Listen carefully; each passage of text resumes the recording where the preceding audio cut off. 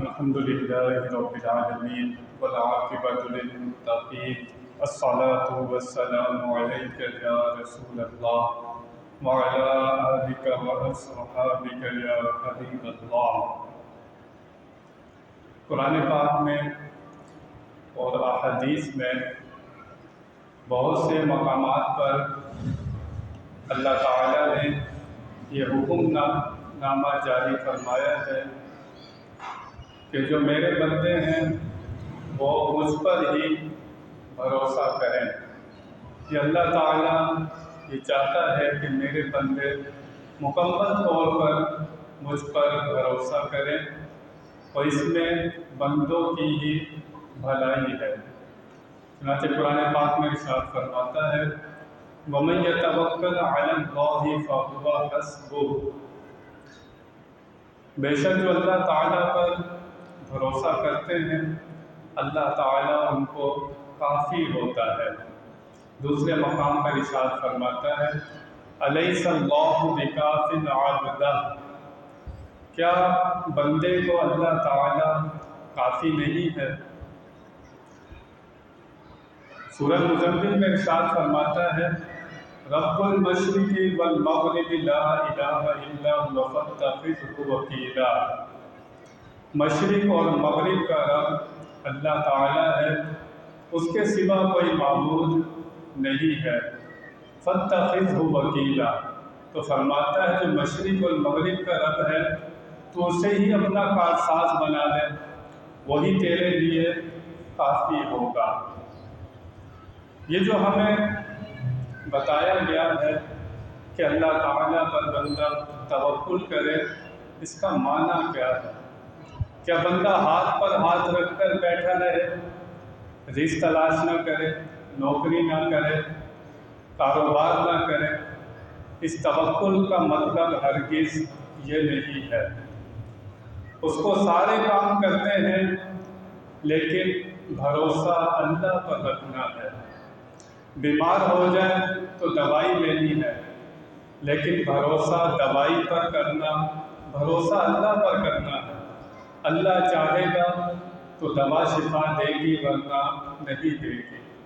جنگ ہو جائے تو ہتھیار جمع رکھتے ہیں لیکن بھروسہ ہتھیاروں پر نہیں کرنا، بھروسہ اللہ پر کرنا ہے۔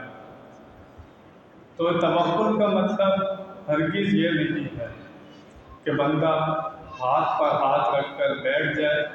ہاں کوئی ہو ایسا خاص، کچھ واقعات ملتے ہیں بزرگوں کے، انہوں نے کوئی سبب ذریعہ اختیار نہیں کیا لیکن اللہ تعالیٰ کی طرف سے ان کا سارے کاموں کا انتظام ہوتا تھا، لیکن وہ ان کے لیے خاص تھا۔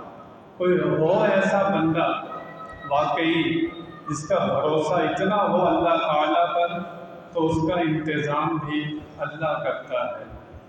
حضرت مریم سلام اللہ علیہا یہ اللہ کی ولیہ ہے۔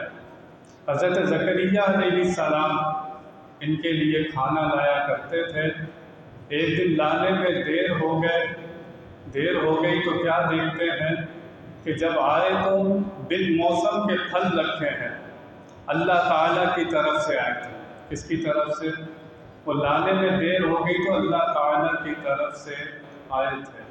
حضرت رابعہ بصریہ گھر میں مہمان آ گئے، روٹیاں کم تھیں، آپ نے خادمہ سے کہا کہ یہ 2 روٹیاں اللہ کی راہ میں خیرات کر دو۔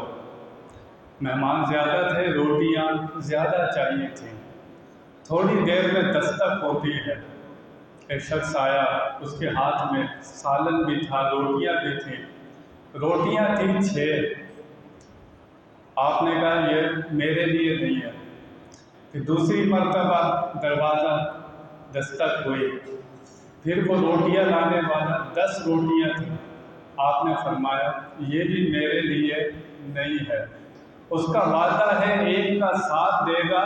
جب 14 روٹیاں آئی تو آپ نے اسے قبول کر لیا، فرمایا 2 خیرات کی تھی، اس کے بدلے میں 14 روٹیاں آئی ہیں۔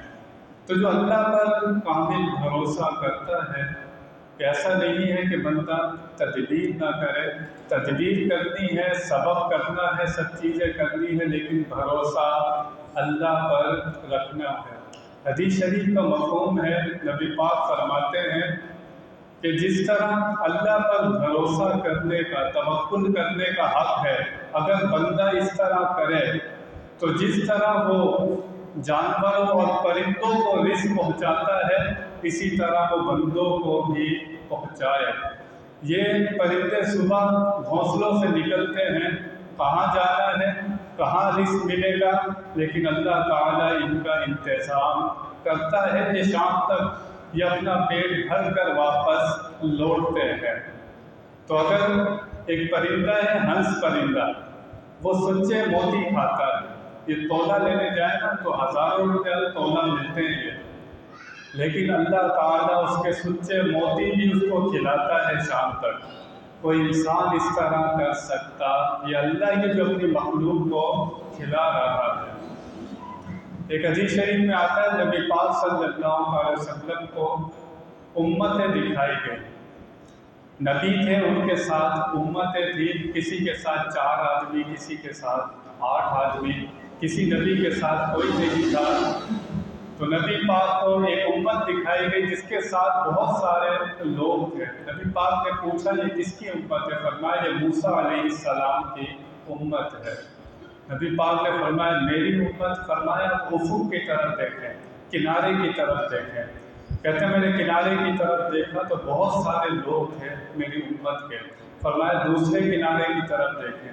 آپ نے دوسرے کنارے کی طرف دیکھا، وہاں بھی بہت سارے لوگ تھے۔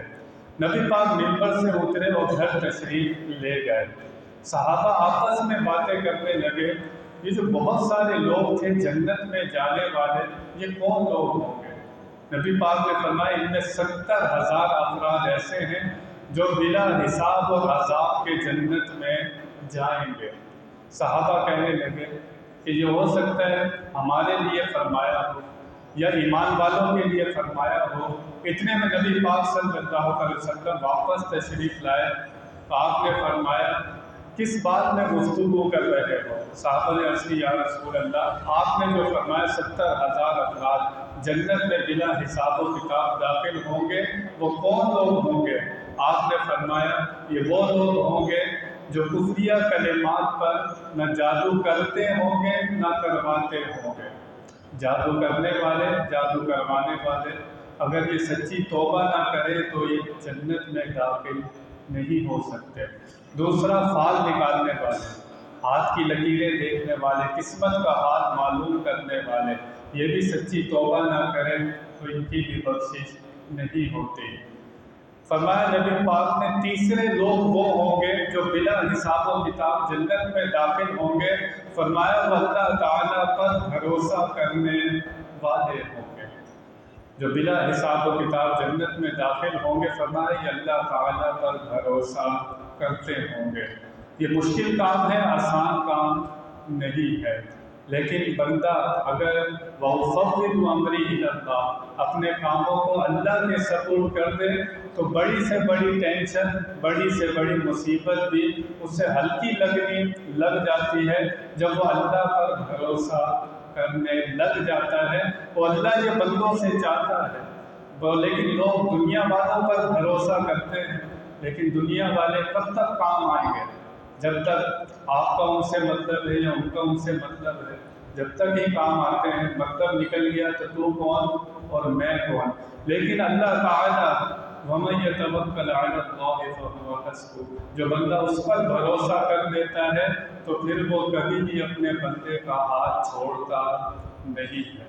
اللہ تعالیٰ ہمیں اس کی ذات پر بھروسہ کرنے کی توفیق عطا فرمائے۔ وآخر دعوانا ان الحمد للہ رب العالمین۔